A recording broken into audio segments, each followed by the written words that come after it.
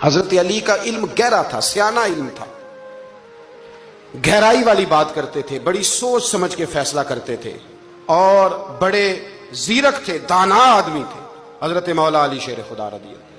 और आपका फहम व फिरासत निराला था। एक शख्स ने कहा जी मैंने तरस खा के एक औरत से शादी किया, वो बूढ़ी थी, तरस खा के निकाह किया, मैं जवान वो बूढ़ी है, पर मैं करीब जाता हूं तो मुझे पता नहीं क्या होता है।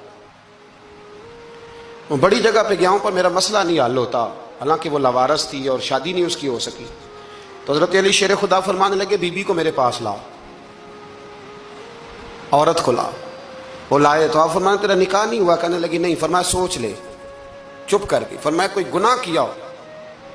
खामोश हो गई। कहने लगी मैंने बड़ी, मेरा आगाज था जवानी का तो मैंने एक नाजायज बच्चा पैदा किया, फिर उसे फेंक दिया, आबादी में फेंका। तो हजरत अली शेर खुदा फरमाने लगे ये तेरा वही बच्चा है।